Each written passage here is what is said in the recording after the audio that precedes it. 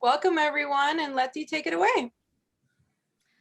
Okay, hi everybody. I'm Lettycia Terrones. I'm a librarian at Cal State LA, and I'm really happy that you're here today for our story time.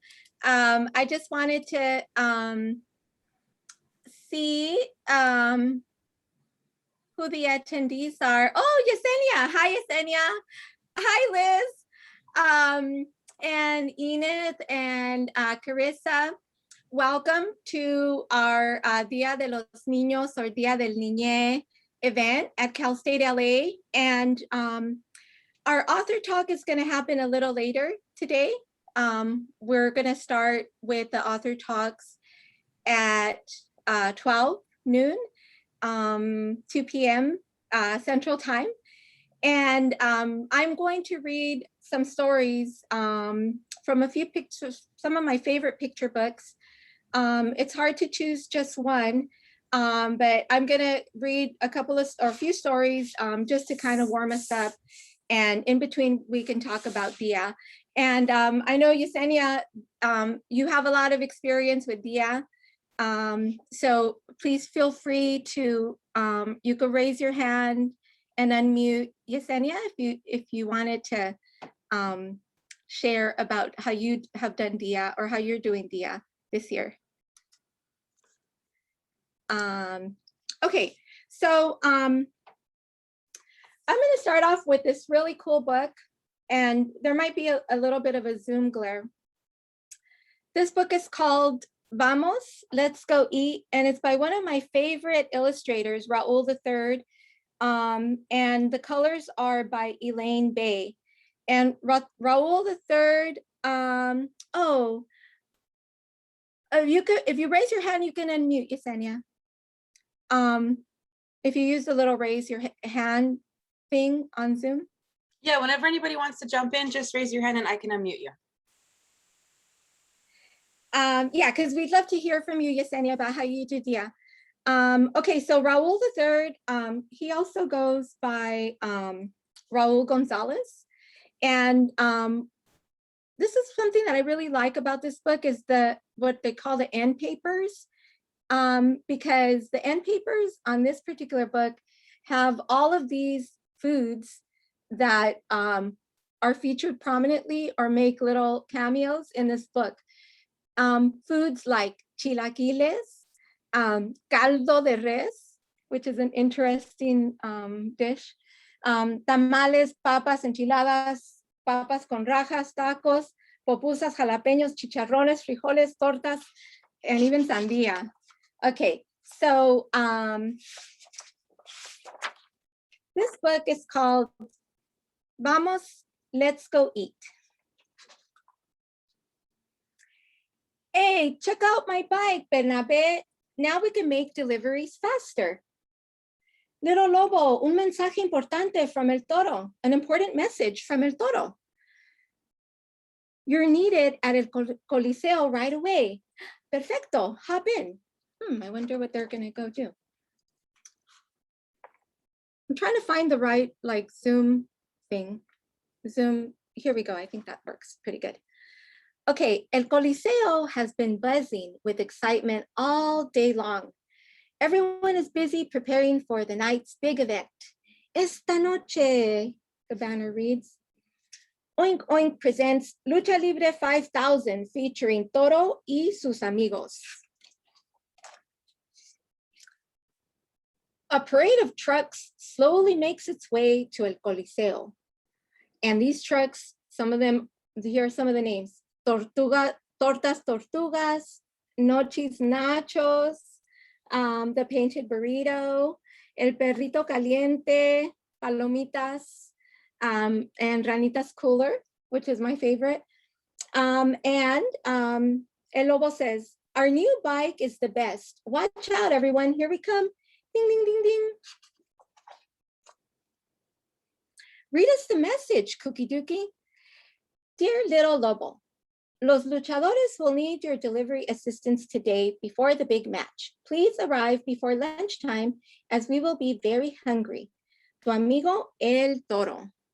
And El Toro, you're going to see, is one of the main luchadores that's going to fight at this Lucha Libre 5000. Everyone is excited for the big show. There's a long line of fans waiting to get in. You see the long lines?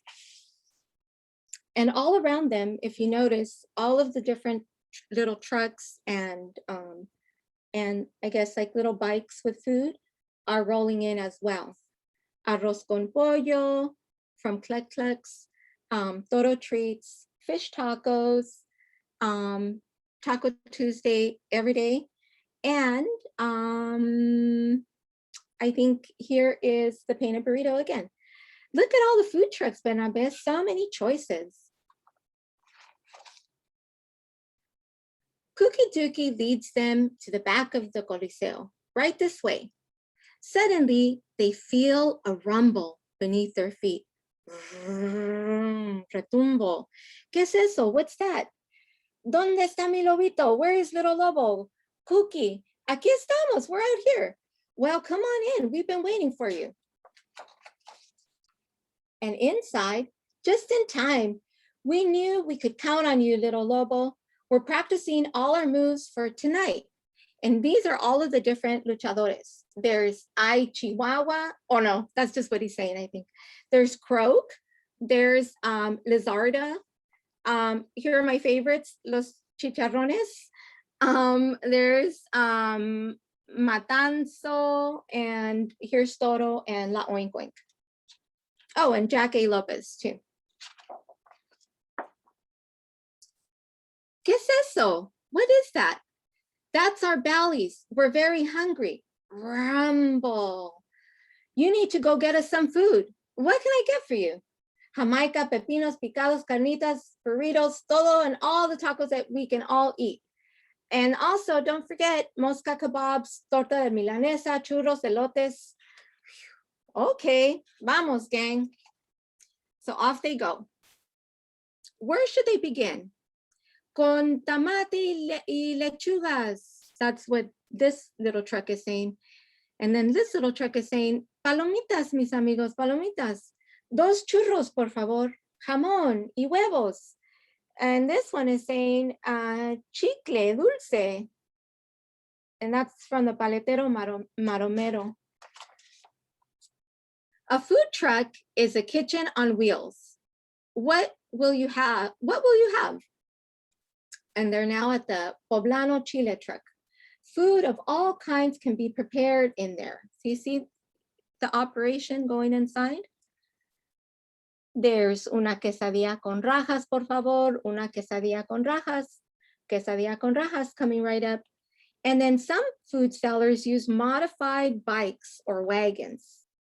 And here, these little troquitas have elotes, aguas frescas, and raspados. And the painted burrito is a taco making machine. Salsa, anyone? They are well known for their fresh salsas. Ahí te va, here you go. Machete, machete, machete. Across the way, Patty uses a machete to slice tender meat off a spit. Her specialty is al pastor. Jibu Links makes tacos perfectly combining Mexican and Korean cuisine. Did somebody say kimchi? Little Lobo orders one of every taco from this truck. Cookie Dookie likes his taco with extra salsa. Watch where you squirt that, Cookie. Next on the list is a visit to the elotero. At the elotero, the corn boils in a giant tub right next to the cart. Where is that? Okay, here it is. That's the giant tub. And there they sell exquisitos elotes y esquites, elote cocido, elote en un vaso. And if you've ever eaten elotes from a cup, you could raise your hand. I know I have. Okay, Cookie Dookie likes to eat his right off of the ground, kind of like the basi gallito. All right. Macho gives all his husks to Tammy. She uses them to wrap her hot tamales. And here she has tamayi de axolotl, dulce salsa verde y roja, and pollo con mole, one of my favorite dishes. She always gives Bernabé a sample of her masa. Wow, everybody, I'm getting hungry. Abuela Canas. I was going to say Abuela Ganas. Abuela Canas makes hand-rolled flour tortillas. You see her right here? Una docena de órdenes, a dozen for your order. Check this out. Why is Cookie pecking holes in his tortilla? Because I'm a luchador, a tortilla mask. Ay, qué chistoso, how funny. And then Chiques Quesadillas and Broncos Burritos buy their tortillas from Abuela to make their food. Oh, I see. So everybody's kind of getting something from all the trucks to make their own thing. Bronco makes burritos the size of your head. And if you're from East LA, you probably know Tepeyac, which also makes a burrito the size of your head. Kike makes quesadillas with queso Oaxaca, and here it is, queso. Boy, this cheese sure is stretchy. And Little Lobo orders frutas picadas from Pato Pico. And Pato slices and dices fruits and vegetables into a beautiful array of Jamaica, Sandia, and Pepino. ¿Qué se te antoja, Lobito? What sounds good to you? Un poquito de esto, otro poquito del otro, and a little bit of this and a little bit of that. You see all the different sorts of fruits. There's guayaba, tunas, papaya, melon, chirimoya, zanahoria, all the healthy, sort of the healthy food stand here. But even the other food is pretty healthy too. And Doña Chelo, she fills gigantic cups with aguas frescas, and she uses many of the fruits and vegetables from Pato's Jardín to make her juices. And here you see La Niña Zarzamora, and she has her aguas frescas de horchata, nuez, and de tamarindo. And all of this is going into Little Lobo's delivery cart, which he's still filling up. Next, Little Lobo follows his nose and heads towards dessert. Flan, arroz con leche, churros, pastelitos, pastel de tres leches, sopillas, buñuelos, oh my goodness, even camotes and meneados. And the pastry cart with its hot from the oven baked goods is the perfect final stop.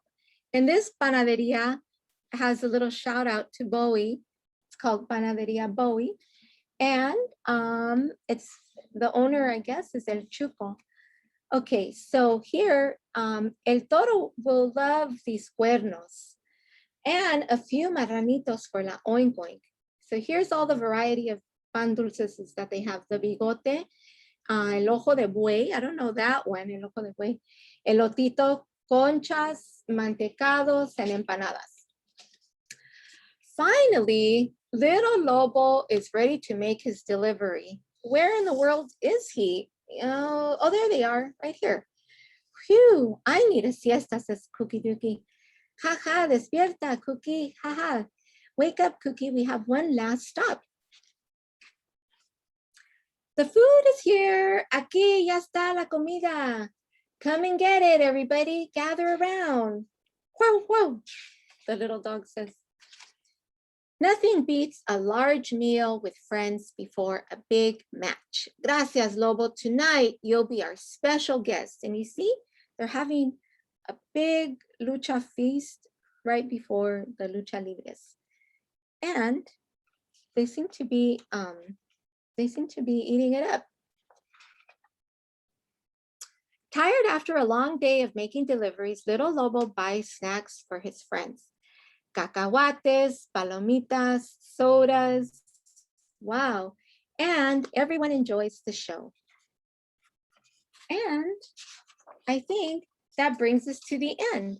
And at the very end, there's a food glossary that has some of the words that you'll find in here, like gorditas, that's a pastry made with masa and stuffed with cheese and meat. A perro caliente is a hot dog.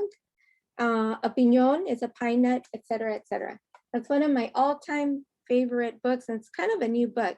So right now, I'm gonna just say hi to everybody, all of my friends, and Wendy Cuevas and Carissa. Nice to meet you. And let's check the chat. Yeah, the artwork is really beautiful. And you know, Carissa, I think that this book won the Illustrator Award for the Pura Belpré Award for Latinx children's literature. Am I right about that? Either Ricardo or Yesenia, I think this won the Illustrator Award. And I think it's another Pura Belpré Award that Raul III has won.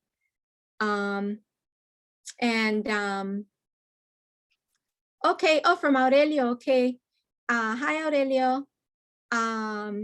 Yeah, if you wanna like, okay, Yesenia, yes. We see your hand, Yesenia. Okay, can you hear me? Yes, I can hear you. Thanks, Letty. It's so wonderful for you to share such a great book. Bilingual books are some of my favorite to share. As like a first-generation Mexican-American, my Spanish is just okay. And I feel that bilingual books are accessible to both people who maybe don't speak Spanish that great or who don't speak English that great. And it's really accessible. But I also wanted to highlight like how beautiful it is to see yourself represented in books, and to remind people that like books serve as both mirrors and windows. And it's important to be able to see yourself represented. And one of the things you asked me how I celebrate Dia, and I think it's important to recognize that Dia exists as well as like these ethnic heritage months, because we don't celebrate BIPOC voices in our traditional practice. So the idea that we recognize there's a vacancy, I think it's important to just incorporate BIPOC voices in our everyday practice. It shouldn't be something that's specific, you know, black books in February. It's like Black books January through December. That doesn't have to be a special occasion to celebrate BIPOC voices. So thank you, Letty. Yeah, thank you so much, Yesenia. You know, and I want to just say a few words about my friend Yesenia, because she's a children's librarian at the Los Angeles Public Library and has been a children's librarian for many, many years. And when I was working for Los Angeles Public Library, I had the lucky chance and honor to work with Yesenia. And I remember your programs, how like there would be like 100 people, 100 like parents and kids all over the place. And in that like sort of in an atmosphere of like a lot of like noise and running around, there was also an atmosphere of sharing stories and feeling like you really belonged in the library. And so I just want to give a big shout out to you, Yesenia, because I know that that's something that that you make happen at, and that you do it like very conscientiously. You do it with a lot of planning and attention and love and care, and it makes a difference to all of the families that you reach. So I really appreciate too, Yesenia, that, well, it's all true. So I'm gonna cry too, because it's all true and it needs to be said. And I'm glad what you said about, you know, resisting this division between like Indigenous and Afro and Latinx people, because in the diaspora, all of these different ways, like all the different sorts of ways that we get racialized, they actually are oftentimes like barriers or separations between us, when in fact, in our day-to-day realities and in the people that we love and our families, we're Indigenous and Afro-Latinx and Latinx in all kinds of different varieties and experiences. And so this book is called, the next book I'm going to share is called Radiant Child, and it's the story of a young artist, Jean-Michel Basquiat. And Jean-Michel Basquiat, he's one of the most important artists of the 20th century. And his mom, Matilde, she was Puerto Rican. And I believe that Jean-Michel's dad was Haitian. And it's by one of my favorite illustrators. And this is something that I really love about picture books, is just how beautiful the art is. You can just sort of like dive into it. And the artist and art and author of this book is Jovanka Steptoe, whose dad was also a picture book artist. Okay, somewhere in Brooklyn between, hold on a second, I'm getting a little bit of Zoom glare, so I have to like figure out my position here. Okay, somewhere in Brooklyn between hearts that thump, double Dutch and hopscotch, and salty mouths that slurp sweet ice, a little boy dreamed of being a famous artist. In his house, you can tell a serious artist dwells as he sits at a table with pencils scattered everywhere. Jean-Michel draws from morning until night with a serious face amid a storm of papers, and he refuses to sleep until he has created a masterpiece. There he is. At night, images enchant Jean-Michel's mind, and he wakes from his dreams to add one more line. His drawings are not neat or clean, nor does he color inside the lines. They're sloppy, ugly, and sometimes weird, but somehow still beautiful.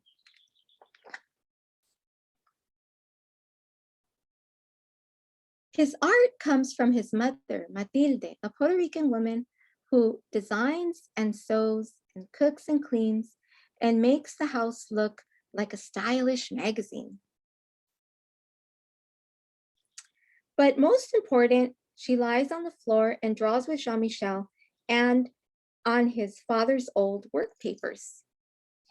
I think that's my favorite spread from this book. From Matilde, he learns that art is not only in the poetry books she reads to him or in the theaters and the museums that they visit. Art is in the street games of little children, in our style and words that we use to speak. It's how the messy patchwork of the city creates new meaning for ordinary things. While visiting the museum, they look at his favorite works of art. And there he is with his mom, Matilde, and the young Jean-Michel Basquiat. Reading the story behind each artist, reading the story behind each work. This is how Jean-Michel learns what it means to be a famous artist. And they're looking at a very famous painting by Picasso, Guernica. Back at home, he creates art on the floor as his father, Gerard, plays jazz records and Mama Matilde cooks arroz con pollo and calls Jean-Michel mi amor, and the energy and the life of the city can be felt in each of the lines of his drawings. As time goes by, Jean-Michel learns that art has a healing power. After a car accident, he's scared and confused, and Matilde gives him a book to calm his tears. It's filled with pictures of bones and skulls and other body parts.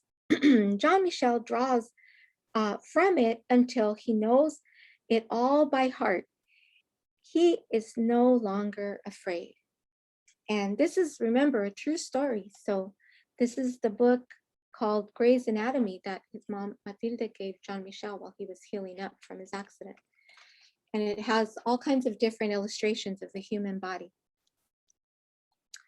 Back at home, Jean-Michel's body, let me read that again. Back at home, Jean-Michel's body heals, but his heart breaks. His mother's mind is not well, and the family breaks. She no longer lies on the floor and draws with Jean-Michel, but she sits by the window, singing only to birds, and Jean-Michel is confused and filled with the terrible blues when Matilde can no longer live at home.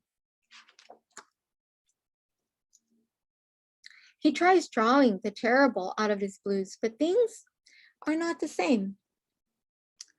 As Jean-Michel grows older, he visits his mother when he can, always bringing his artwork to show and tell her that one day it'll be in a museum. when I'm a famous artist.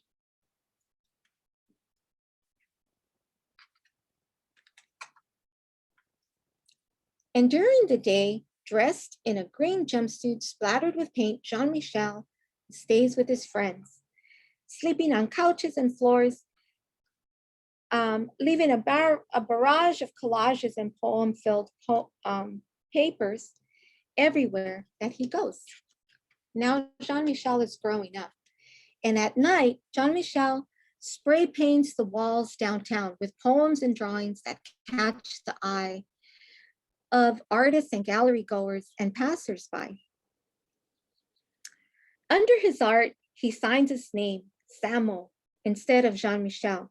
And everybody wants to know, who is Samo? That's his tag name. Samo moves from street corners to art gallery walls with powerful color compositions in line, collaging and painting on anything that he can find, even the doors of refrigerators. His art is still not neat or clean, and definitely not inside the lines, but somehow it's still beautiful. With his magical charm, Jean-Michel draws a crowd, but when it's time to work, he prefers to be alone with the radio and the TV on full blast. Now, in expensive suits splattered with paint, he flips through stacks of magazines and open books and paints into the night, and sometimes for days at a time, while sounds and images jump into his head. Jean-Michel, an artist among artists, never doubts one line, creating from a soundtrack that is all his own. People describe him as radiant, wild, a genius child, but in his heart, he is a king. So he draws crowns for himself and others he admires.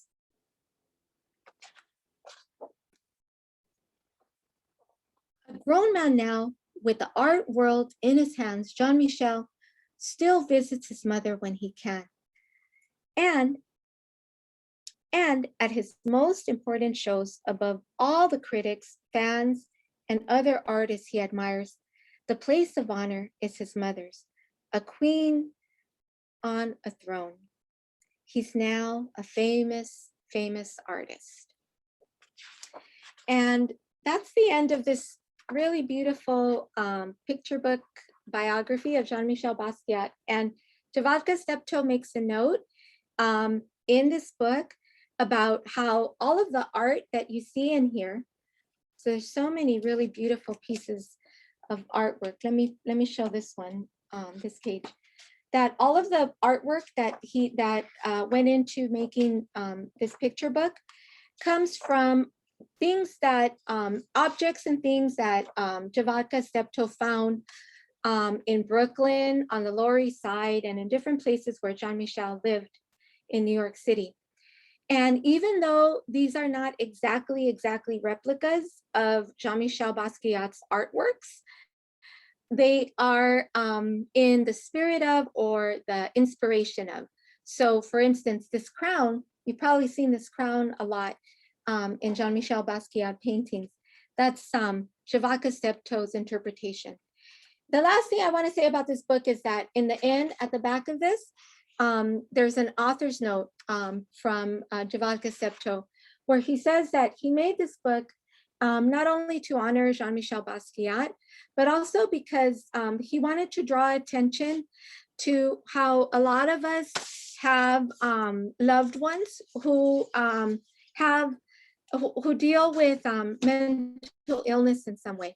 And so by talking about it in a very like clear and straightforward way, and not hiding the truth about his mom, Javatka Steptoe wants to make a contribution to say that that actually that's pretty normal to have to deal with what is described as a mental illness.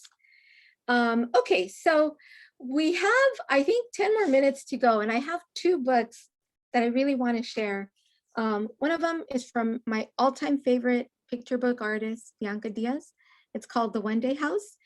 And then the other one is by one of my also all-time favorite writers, Isabel Quintero.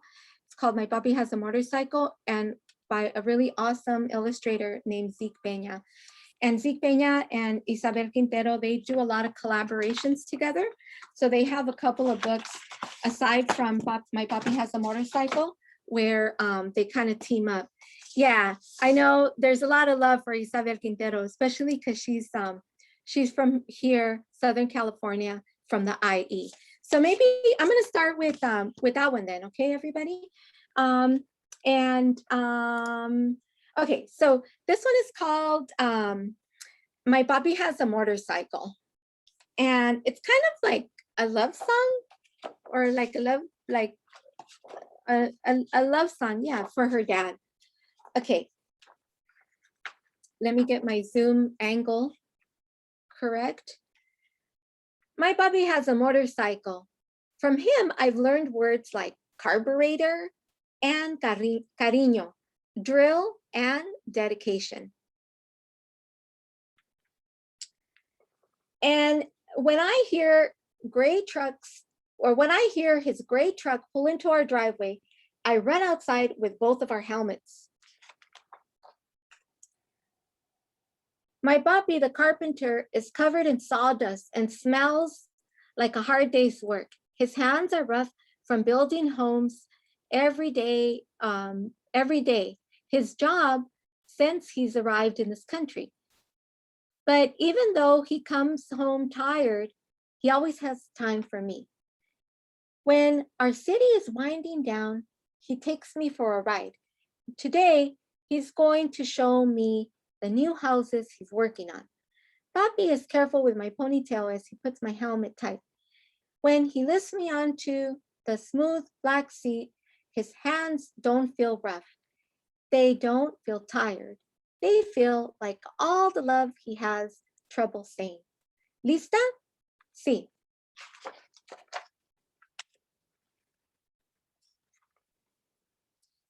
Papi revs up the engine, vroom, and the smell of gasoline hits me as he squeezes the accelerator. Con cuidado, be careful. The motor rumbles and growls, vroom. Agárrate, hold on. And then we take off. That's how fast they're going. Look how fast they're going. Whoa. The shiny blue metal of the motorcycle glows from the sun. The sun, the bright orange sun. It's on its way down, turning our sky blue and purple and gold. We become a spectacular celestial thing soaring on asphalt, a comet, a sawdust flying from Papi's hair and clothes becomes a tail following us. Papi zigzags through the streets. We pass Abuelita's church and the tortillera La Estrella and stop for stray cats crossing out in front of us. Mommy thinks there's too many of them, but I think there's just enough. There you see the cats. Also kind of flying by.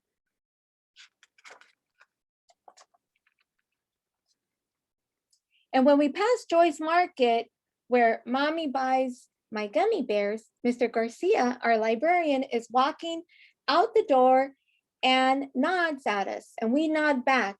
This is how they always greet each other, by going. Daisy. We roar past murals that tell our history of citrus groves and immigrants who worked them, and of the famous road race that took place on Grand Boulevard 100 years ago.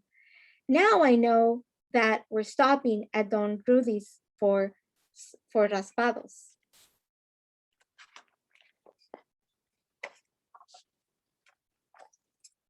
But when we get near the shop, we see that it's empty and out of business. I can tell that Dad's disappointed. Oh. And I imagine the smell of sweet syrups Don Rudy used to flavor our shaved ice. I won't be the last one who misses him.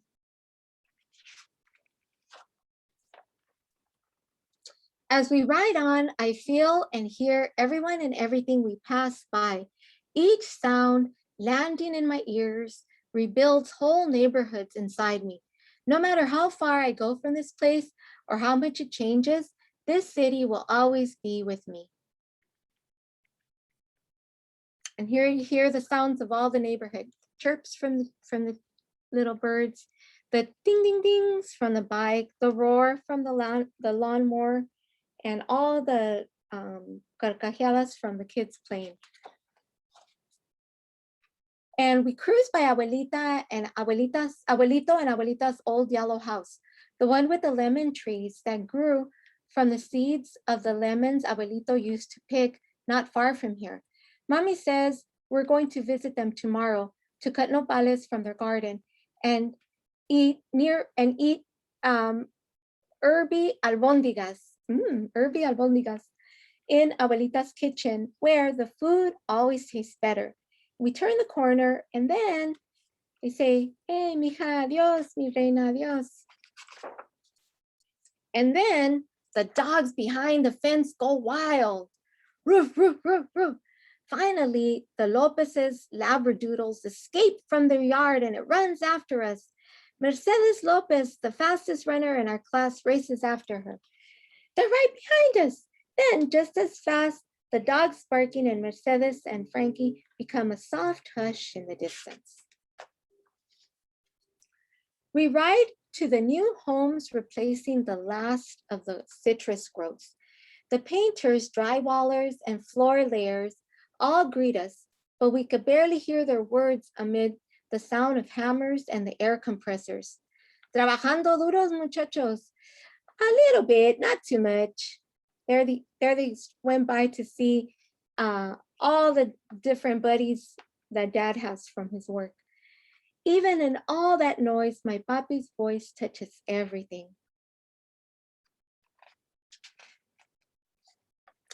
Around the circle, this is my favorite part. On Grand Boulevard,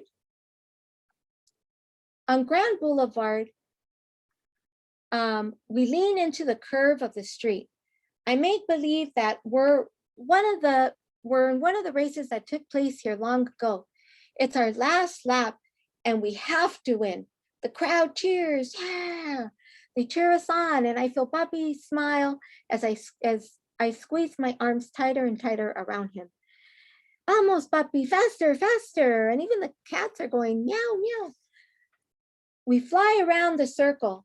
There's the school where we practice soccer. There's the post office where Mr. Charlie takes our letters, and a panaderia where Papi buys conchas on Sunday mornings. And there's some fans that are saying, go Daisy in the background. Here it is, all of our beautiful city. My eyes try to catch everything, but the colors of the houses blend into one another: red, blue, green, yellow, orange, pink.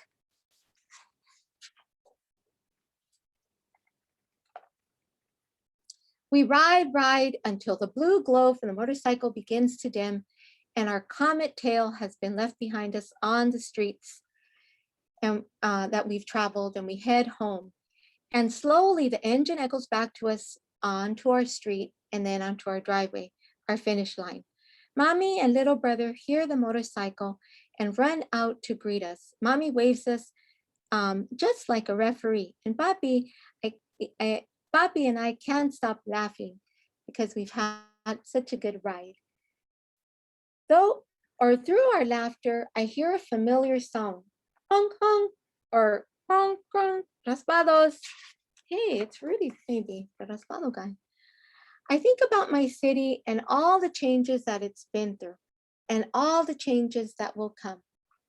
Chicle y fresa, por favor. That's Daisy's favorite raspado flavor.